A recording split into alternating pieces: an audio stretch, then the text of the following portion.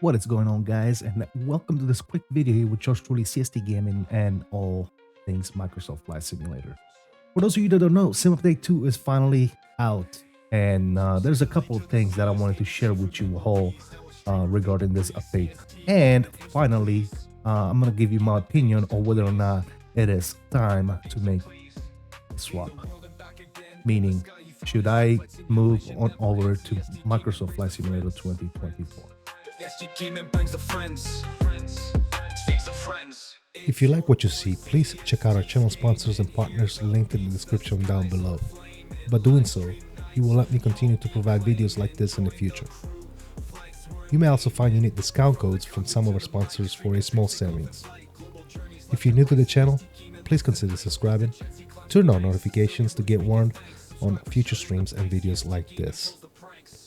To my sponsors and members of the channel, I want to thank you from the bottom of my heart, as none of this would be possible without you all.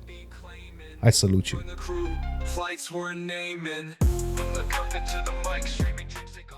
Now, obviously, we're not going to go over every single thing in the Sim Update 2 release notes because the list is extremely long. So if you want to waste half of your day going through all this list and reading every single things that was either fixed, changed, optimized, and all that good nonsense, please be my guest. Go on over to flysimulator.com, take a look at the release notes. There is a lot of things to be noted here. Now, guys, the first thing that I would do if I were you, and this is something that I do probably about every 2 to 3 weeks or every time there is an update on the sim, is I clear all my cache. I'm going to show you the way that I do it. There's different ways that this is done. However, this is the way that I do it. I've already done it, so I'm not going to do it again, as sim is now going through the process of building my cache again, because it's a good thing to have cache, but it is also a good thing to kind of, every time you have an update or every time you add and remove stuff from your sim, it's always a good idea to clear your cache. So the way I do it is, obviously, you got to open your Nvidia control panel. You're going to scroll down to where you see this line that says shared cache size. You're going to open up the drop down panel and you're going to disable this. Obviously, like I said, I'm not going to do this because I've already done it, but you want to disable this. Once you disable, you need to restart your PC. Once you restart your PC and this is the shared cache size is set to disable, obviously, do not re-enable it.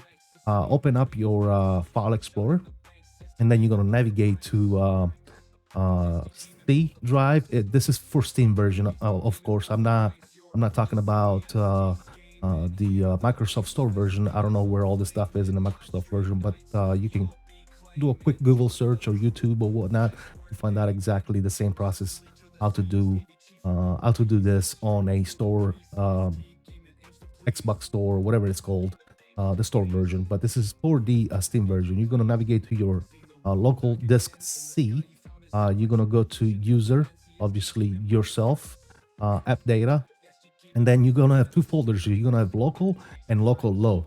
We're going to start with the local, and you're going to find your Nvidia folder, which is right here. And then you're going to have two folders in here. One is your DX cache and one is your GL cache. You're going to go in there and you're going to delete all this stuff. Delete all the cache inside your DX cache folder and delete everything that's inside your GL cache folder as well. One other thing to check is going back to your local low folder as well. There's going to be another Nvidia folder in there, and there's another DX cache folder in there. If there's anything in there, which it shouldn't be with the new drivers, then you're going to want to go ahead and delete that as well. Another thing that I do from time to time is go into your roaming, find your Microsoft Flight Simulator 2024, which should be right here.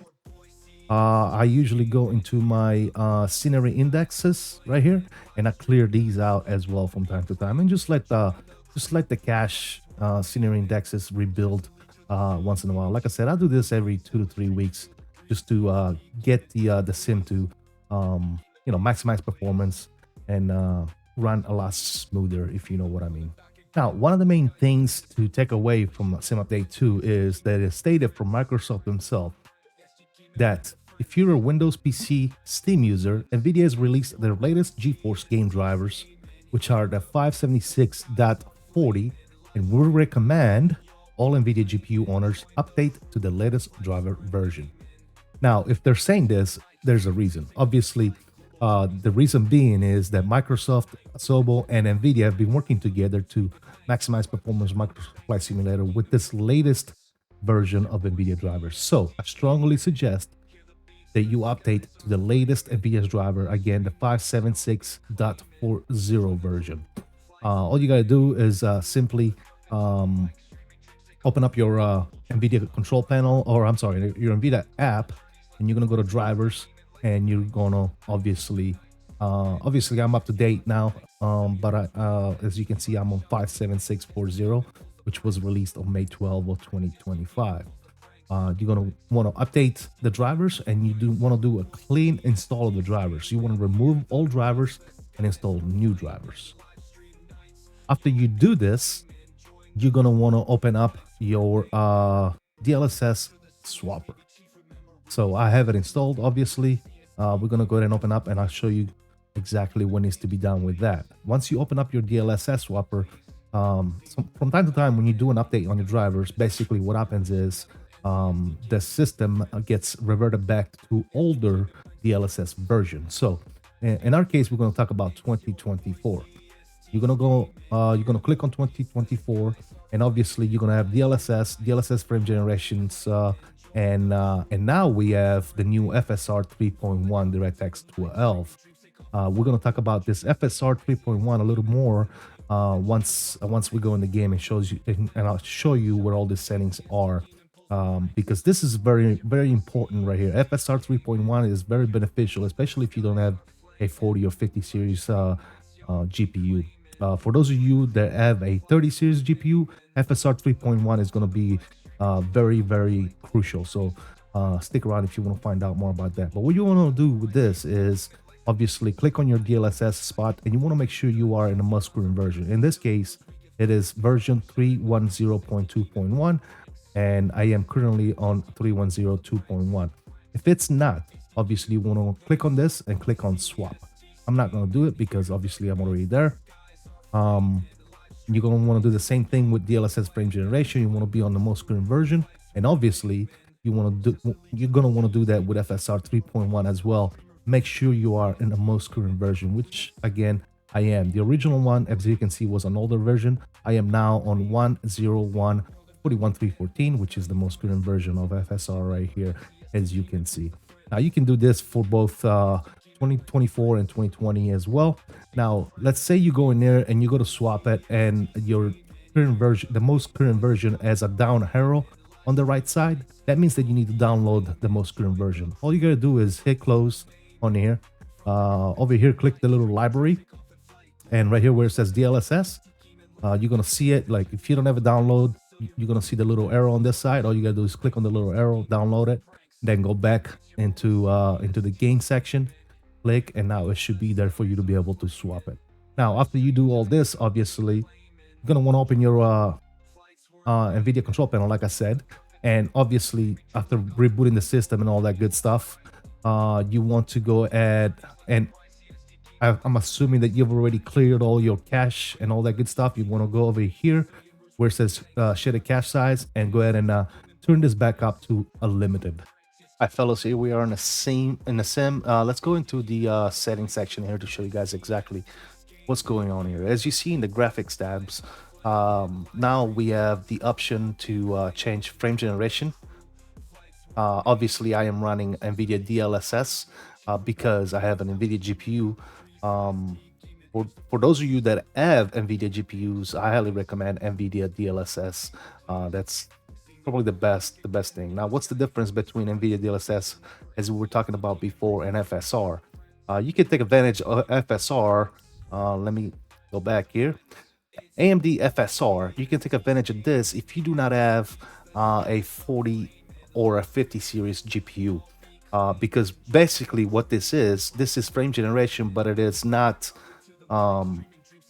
depending on the GPU itself, on the actual part. It is actually a software driven frame generation. And basically, you can run this without a 40 or 50 series GPU. To put it simply for you guys, basically what AMD FSR3 is frame gen mod for those of you that do not have a 40 or 50 series card. So if you have a 30 series card, you can actually now you don't need on Flight Simulator 2024, you do not need to have a frame gen mod installed. All you gotta do is select AMD FSR3 and now you have frame gen without the needing to install a mod and all that good stuff. It's already there for you. Obviously, that's not something that I need. I have a 40 series GPU, so I'm always running Nvidia DLSS. You now have actually a new setting here, which is exposure compensation EV. You all know that a lot of us have been complaining about this particular sim 2024 being very, very bright. Well, guess what? Microsoft and Asobo have listened to the community and they're giving us a chance to be able to turn this down. So now you can turn the exposure down and render the sim either brighter or less bright, if you know what I mean. So you can adjust this to your liking now. Very, very cool option here as well. Another thing that I wanted to quickly point out for those of you that might maybe don't know is if you go into your setting tab and go to assistance, you can now scroll down and look at the tab that says turbulence. Right below turbulence, you have what's called wake turbulences. Now, the reason why I'm pointing this out is because obviously I've never noticed this here before. And when I went into this tab here, I noticed that by default, wake turbulence was turned off, meaning for the past however many months that I've been flying on 2024, I've not experienced any wake turbulence. Possibly, I'm not sure. I don't know if it was on by default when the tab was not available, but now the tab is available. So make sure you go to assistance, scroll down to where you see the turbulence and wake turbulence. You can turn this up to either low, medium, or high for the turbulence itself, and then make sure the wake turbulence is turned on so that you can actually experience wake turbulence when taking off behind another either landing or departing aircraft. I think that's just another level of immersion that is added into 2024 that we are lacking on 2020. You know, the turbulence and wake turbulence is not a thing on 2020. So definitely take advantage of this. Come on near, turn this on. And yes, it is wake turbulence is generated by AI aircraft. So yeah, you will definitely feel and see, I guess, the wake turbulence effect on your aircraft taking off behind a departing aircraft. So definitely come in there, take a look at this, and make sure you change that settings. Make sure, at the very least, just make sure it is turned on. So guys, to summarize this quick little video on some things that I consider worth doing, especially after a huge update or anything of that nature, is number one is if you are running Sim Update 2, which everybody should, make sure that you are on the most current Nvidia drivers. Again, those drivers can be found on the Nvidia app, which I'll load up for you one more time here.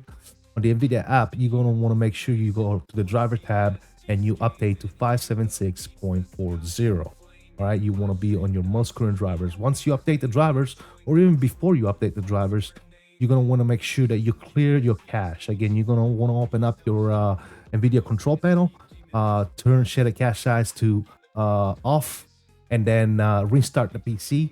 Clear all your cache, just like I showed you in the local and local low folder. And another additional step that I take is to clear out my scenery indexes as well in my Microsoft Flight Simulator 2024 folder. I do the same process for 2020 as well, by the way. And then I'll give the PC a restart. Once you restart the PC, open up your Nvidia control panel one more time, go back to the shader cache size, and make sure you take that to a limited again, so that you are taking advantage of the shader cache size unlimited. That's just the setting you want. Another quick little setting that I wanted to show you guys that you want to have turned on is when you go over here to manage 3D settings, obviously where your shader cache size is. One other settings that you must have turned on, I think it's going to make your sim run so much better, is power management mode. you're gonna want to make sure in the global section. I don't mess too much with my actual program settings. I just leave it. I just set with the global section. But you could do that on the program setting as well. But you want to make sure that this is set to prefer maximum performance. This is crucial. This is very important. So again, shader cache size is set to a limited, and power management is set to prefer maximum performance. This is literally the only two things I do in the control panel. Now, one more point that I wanted to go over with you guys is it time? Is it time to switch on over to Microsoft Flight Simulator 2024? At the end of the day, this is going to be your decision. I will tell you that I have already made this the switch. I'm already a 2024 first flyer or sim flyer, right? And one thing that I am not doing is I'm not uninstalling Microsoft Flight Simulator 2020. And you may ask me, why, CST? Why are you not? Why are you keeping the thing installed? It's, you know, hugging up your SSD and all that good stuff. Well, the reason is simple. As we do have most of sceneries, obviously, that work with 2024. We do not have all the aircraft that I like to have in the sim when it comes to 2024. We're still lacking the PMDG 737s. We're lacking the TFDI MD-11. We're lacking the iFly Max 8. Those being like top 3 on my list, right? There's many others, right? However, a lot of developers that I've already cared for have already made their way into 2024, right? We got any builds, we got Phoenix, we got PMDGs already starting with the 777-200ER, as you guys know. 300, the freighters coming up next, should be sometime soon, right? From what I understand, this week or next week. So slowly but surely, all these planes are making their way onto 2024, which makes my attraction to 2020 less and less because of the performance benefits that I am getting out of 2024. The performance is better, the visuals are better. I mean, you name it, right? It is just a better sim overall, especially after Sim Update 1 and Sim Update 2. The sim has come a long way. So I strongly suggest that even if you don't want to make the switch, but let's say that you already have the sim, I strongly suggest you give it a shot, man. Do all the things that I told you that I've highlighted here to do. Make sure you're on the DLSS drivers. Make sure you clear your cache. Make sure you run FSR if you're running a 30 series GPU, or if you're running a 40 to 50 series GPU. Make sure that you are on DLSS frame generation and all that good stuff. And then adjust your global settings accordingly, right? If you have a mid-grade PC, then obviously setting everything to ultra is not going to work out. You're not going to have a pleasant experience. If you've been holding off on getting 2024 because you might think, oh, it's not ready yet, a lot of people are complaining. Let me tell you, man, the sim is ready. 2024 is ready. It performs well. The CTDs are, for me, I don't even remember the last time I had a crash the desktop, to be quite honest with you. It's not even a thing. It hasn't even occurred. Like, sometimes I do experience some longer loading time or some stuck screens in the loading time, and that is self-induced. Like, I was trying to fly a plane on Microsoft Flight Simulator 2024 with a livery on that aircraft that was not compatible with 2024. So you need to be paying close attention to those certain scenarios, right? Again, that's not the sim. That's something that you are doing every time. For the most part, 9 times out of 10, when the sim is crashing on you, that's self-induced. It's something you are doing. Either you're running a mod that's not compatible, you're running a livery that's not compatible, you're running a scenery that's not compatible. That's another thing that I want to point out to you guys is when you do port a scenery from 2020 over to 2024, don't port 30 sceneries from your community folder from 2020 into 2024, right? Because if you do that and now the sim is not starting or is crashing, now you got to try and find out and figure out which of the 20 or so scenery you ported over from 2020 is causing you to have those issues. Another thing that I would suggest is don't run any stupid mods, all right? You don't need what's it called, cat turbulence, whatever that program is called, real cat turb. You don't need FS unrealistic. You don't need any of that garbage. You don't need none of that. You don't need nothing to change the weather. You don't need nothing to change the colors. You don't need any of that stuff on 2024. And as a matter of fact, I am a big believer that you don't need any of that shit.